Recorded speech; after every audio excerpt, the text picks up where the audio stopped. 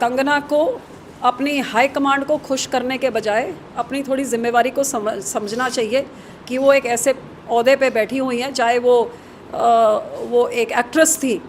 Actress होने के नाते भी बहुत सारे लोग उनको फॉलो करते हैं। जब आप बेहुदा बातें आप करती हैं और फालतू की टिप्पणियाँ करती हैं, उसका रिएक्शन होता है।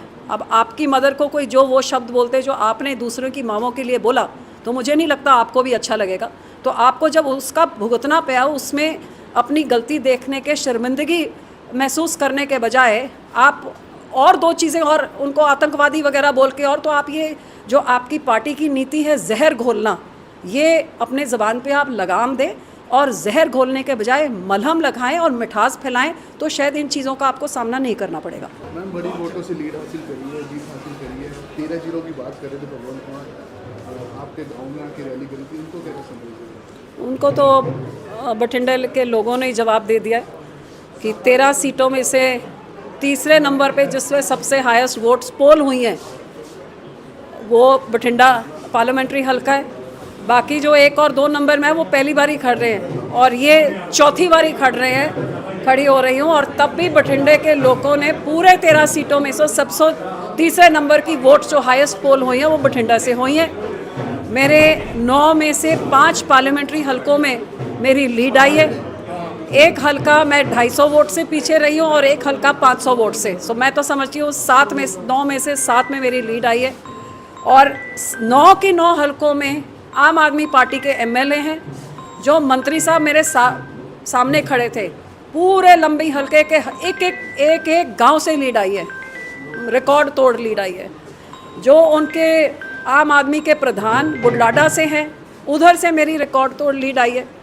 और बठिंडा शहर में तो आम आदमी पार्टी, जहां मुख्यमंत्री साहब 3 रैलियां करके गए थे और केजरीवाल भी आए थे, वहां पे आम आदमी पार्टी तीसरे नंबर पे आई है और अकाली दल ने उनसे ज़्यादा वोटें ली हैं। सो मुख्यमंत्री साहब को कोई मॉरल ग्राउंड नहीं है कि वो अपने कुर्सी में बैठे रहें।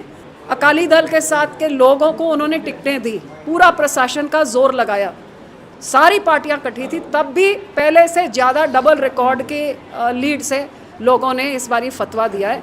तो क्लियरली ये फतवा कांग्रेस और आम आदमी के अलायंस के खिलाफ है।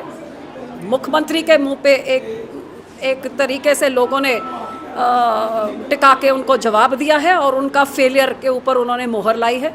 और इसमें से मैं समझती हूँ, जब पंजाब का कुछ भला चाहिए तो भगवंत मान को सीट छोड़ के किसी और काबिल आदमी को देनी चाहिए, क्योंकि वो स्टेज चलाने लायक हैं। स्टेट चलाने लायक उन 2.5 साल में अभी तक नहीं सीख पाए, ये लोगों ने जवाब दे दिया। 4 बार के एमपी हो गए, अब कोई 5 साल में, अगले 5 साल में उसमें कोई बड़ा विजन है बठिंडा के लिए?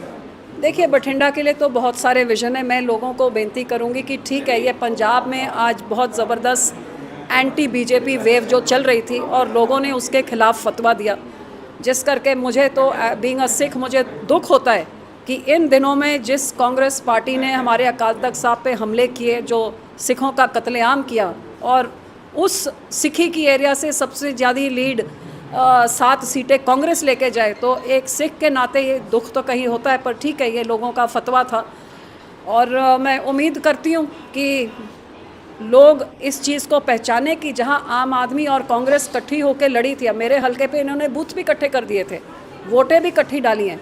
सो ये कुर्सी की खातिर जो इकट्ठे हुए हैं 7 कांग्रेस के और 3 आम आदमी के, इन्होंने पार्लियामेंट में जाके, आप मेरे से लिख के ले लीजिए, पंजाब का जो नाम भी लेना है।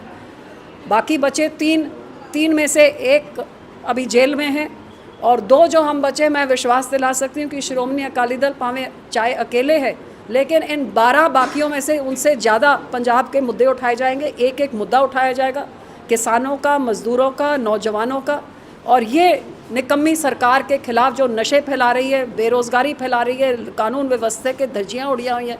तो ये सारी मुद्दे मैं वहाँ पे भी उड़ाऊंगी और अपने इलाके के और अपने पंजाब का जो हक बनता है सेंटर से, उसके लिए मैं पूरी लड़ाई लड़ूंगी।